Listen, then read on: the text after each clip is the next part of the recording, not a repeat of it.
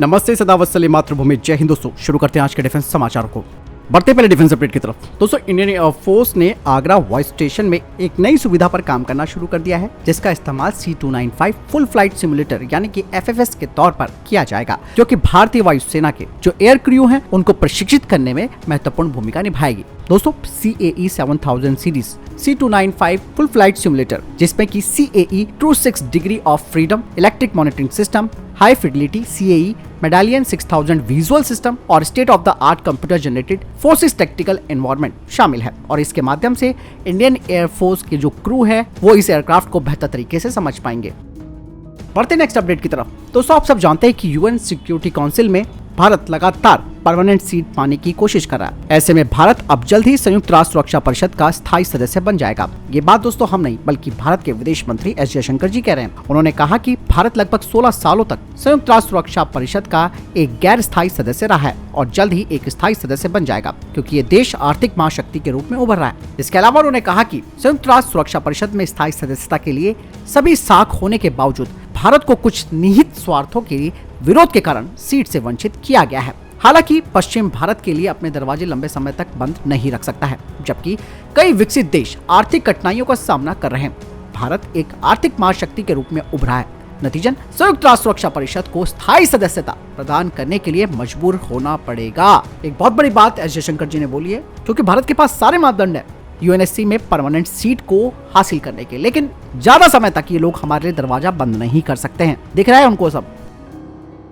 बढ़ते next update की तरफ। दोस्तों आप सब जानते हैं कि इसरो, DRDO और भारतीय वायुसेना ने मिलकर RLV का टेस्ट किया था। RLV जिसका साफ तौर पर मतलब है रीयूजेबल लॉन्च व्हीकल। लेकिन दोस्तों अब इसके कई मायने लगाए जा रहे हैं। अब ये कहा जा रहा है कि भारत इसके जरिए अंतरिक्ष में किसी भी देश के ऊपर जासूसी कर सकता है या फिर हमला भी कर सकता है। इसके अलावा अंतरिक्ष में दुश्मन के सैटेलाइट्स को भी मार गिराया जा सकता है। RLV के जरिए भारत अंतरिक्ष में न सिर्फ सैटेलाइट लॉन्च कर पाएगा, बल्कि भारत अपने आसमान की सुरक्षा में भी एक कदम आगे बढ़ जाएगा। और इसी टेक्नोलॉजी का फायदा रशिया, अमेरिका और चाइना भी उठाना चाहते हैं। दरअसल दोस्तों इस तरीके के विमानों से डायरेक्टेड एनर्जी वेपन्स चलाए जा सकते हैं। यही नहीं दोस्तों, RLV के जरिए बिजली ग्रिड उड़ा देना या फिर किसी कंप्यूटर सिस्टम को नष्ट कर देना, ये सब पॉसिबल है।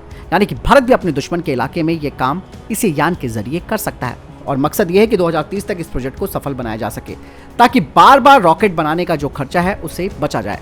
इसके जरिए दोस्तों सैटेलाइट लॉन्च का खर्चा कम से कम 10 गुना कम हो जाएगा। इसलिए दोस्तों भारतीय वायुसेना इस प्रोग्राम पर काफी बारीकी से नजर रख रही है, क्योंकि दोस्तों इंडियन एयरफोर्स भविष्य में स्पेस फोर्स बनाने की दिशा में काम कर रही है।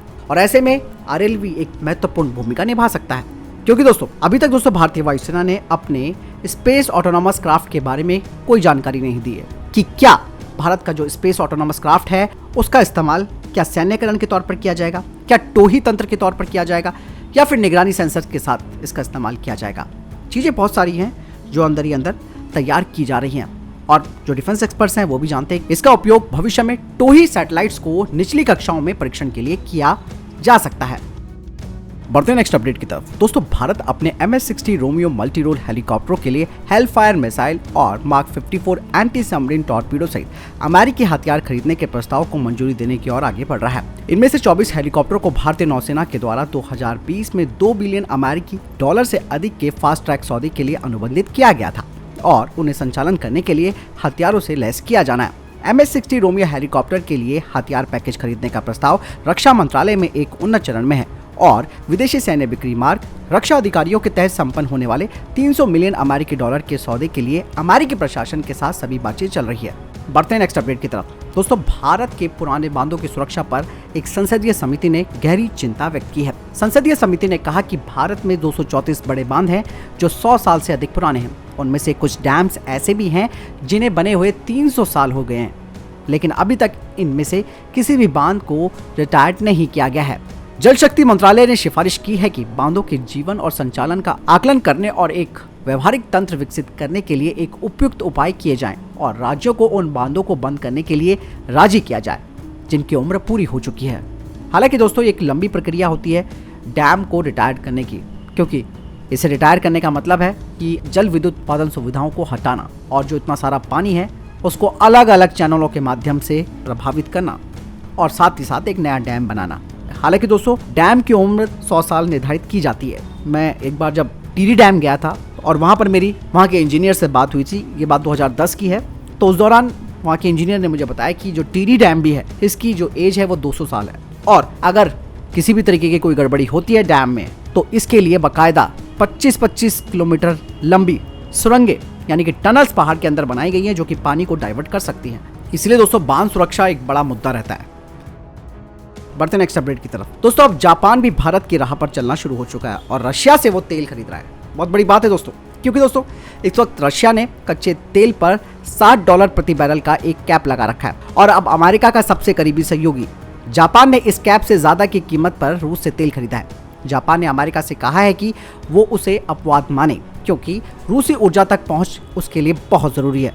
और इससे आप समझ सकते हैं कि जापान की जीवाश्म ईंधन पर निर्भरता कितनी ज्यादा है। जापान एक ऐसे समय पर रूस से कच्चा तेल खरीद रहा है जब कई यूरोपीय देशों ने रूसी ईंधन पर अपनी निर्भरता कम कर दी है। यही नहीं दोस्तों, जापान ने पिछले 1 साल में रूसी प्राकृतिक गैस की खरीद भी बढ़ा दी है और G7 देशों में जापान इकलौता ऐसा देश है जो यूक्रेन को घातक हथियार नहीं दे रहा। हालांकि यूक्रेन का समर्थन जापान कर रहा है, लेकिन तेल उसके लिए काफी जरूरी है। दरअसल दोस्तों जापान और रूस की कंपनियों ने प्राकृतिक गैस निकालने से जुड़ा एक समझौता भी किया हुआ है।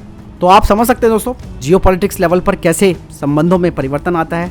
जापान और रशिया का भी विवाद आपस में रहता है, तो ऐसे में अमेरिकी प्रतिबंधों को भी दरकिनार करते हुए रशिया से तेल और प्राकृतिक गैस दोनों ही चीजें जापान खरीद रहा है।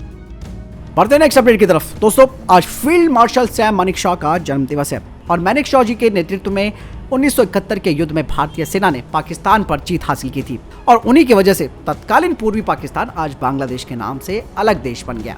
उस वक्त भारत सैन्य मोर्चे पर इतना ताकतवर भी नहीं था जितना कि आज है। इसके बावजूद भी मानेकशॉ के कुशल नेतृत्व, सूझबूझ, साहस और पराक्रम ने बांग्लादेश में पाकिस्तान की सेना की जड़ें हिला दी और फील्ड मार्शल मानेकशॉ जी ने 13 दिसंबर को पाकिस्तानी जनरल से साफ तौर पर कह दिया था कि आप आत्मसमर्पण करें या फिर हम आपको मिटा देंगे।